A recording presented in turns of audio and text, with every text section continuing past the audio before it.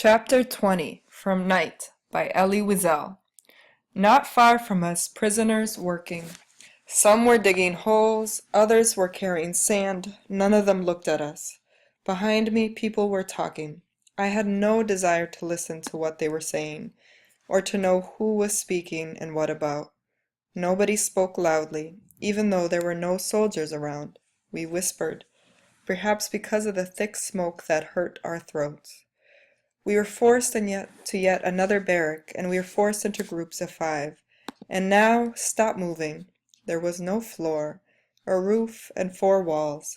Our feet sank into the mud. Again the waiting. I fell asleep standing up. I dreamed of a bed, of my mother's hand on my face. I woke. I was standing, my feet in the mud. Some people fell down, sliding into the mud. Others shouted, "Are you mad? We were told to stand. Do you want us to all get in trouble?"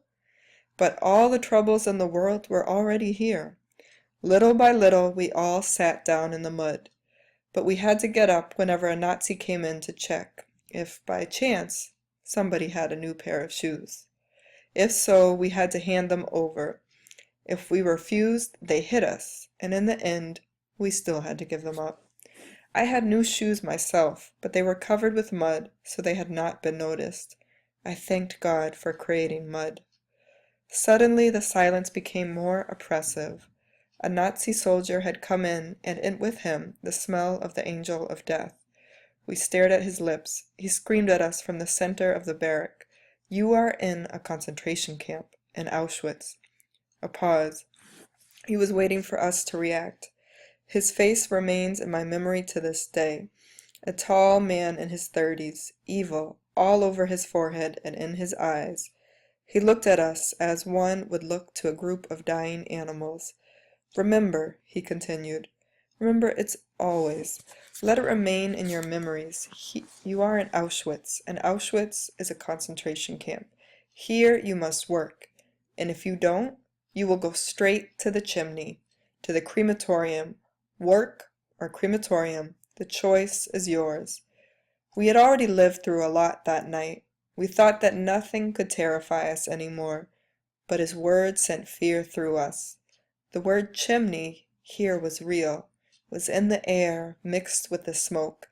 It was perhaps the only word that had real meaning in this place. He left the barrack. The other Nazi soldiers arrived, shouting, "All specialists, locksmiths, carpenters, electricians, watchmakers, one step forward." The rest of us were sent to yet another barrack, this one of stone. We were allowed to sit down. A Jewish prisoner was in charge. My father suddenly felt sick. He got up and asked nicely in German, "Excuse me, could you tell me where the toilets are?" The man looked at him for a long time, as if he wanted to understand that my father was a real person, a person with hopes and fears and sicknesses. Then, as if waking up from a deep sleep, the man hit my father so hard that he fell down. My father crawled back to his place in the group. I stood terrified.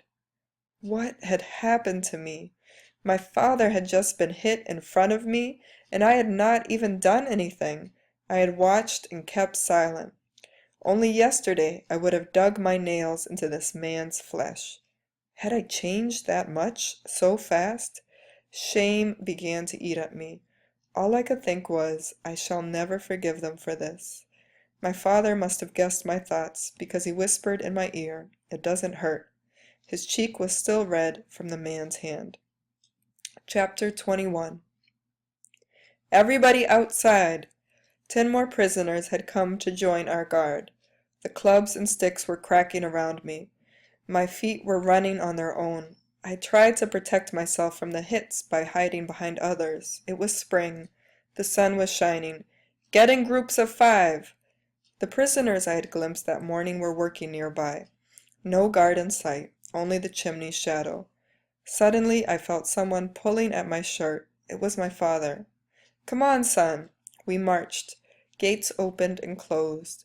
We continued to march between the barbed wire. At every step, white signs with black faces looked down at us. The sign said, "Warning! Danger of death!"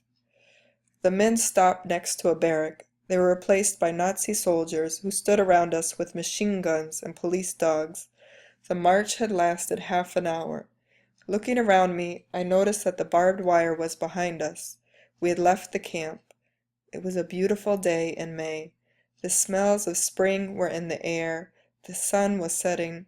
But no sooner had we taken a few more steps than we saw the barbed wire of another camp. This one had an iron gate with a sign, Arbeit macht frei. Work makes you free. Auschwitz. Chapter 22. First impression. Better than Birkenau. Cement building with 2 stories instead of wooden barracks. Little gardens here and there. There were the showers, a routine that we were forced to do, going from one camp to the other. Many times a day we had, each time to go through the showers. After the hot shower, we stood shaking in the darkness. Our clothes had been left behind us. They told us they would bring us other clothes. Around midnight, we were told to run. Faster, yelled the soldiers. The faster you run, the faster you'll get to sleep. After a few minutes of running very fast, we came to a new group of barracks. The man in charge of this was a young Polish man who was smiling at us. He began to talk to us, and despite the fact that we were exhausted, we listened closely. Friends, you are now in the concentration camp called Auschwitz. This place is full of despair. Don't lose hope. You have already endured the worst danger, the selection. Therefore, get your strength and keep believing. One day we will all be free. If you believe in life and send away your despair, you will move away from death. Hell does not last forever. And now here is a prayer and a piece of advice. Let there be friendship here. We are all brothers and share the same destiny. The same smoke is over all our heads. Help each other. That is the only way to survive. And now you are tired. Listen, you are in Block 17. I am responsible for this area. Anyone with a problem may come to see to me. That is all. Go to sleep. 2 people for each bed. Good night. Those were the first human words. Chapter 23. As soon as we climbed into our beds, we fell into a deep sleep. The next morning, the other prisoners treated us without violence. We went to the showers. We were given new clothing. They brought us black coffee. We left the block around 10 o'clock so it could be clean. Outside, the sun warmed us. Our mood was much happier. A good night's sleep had done its work. Friends met, exchanged a few words.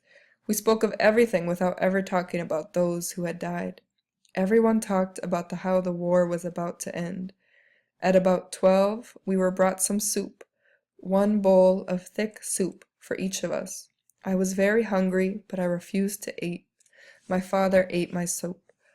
In the afternoon, they made us line up. 3 prisoners brought a table and some medical instruments. We were told to pull up our shirts and walk past the table. 3 prisoners had needles in their hands. They tattooed numbers on our left arms. I became A7713. From then on, I had no other name.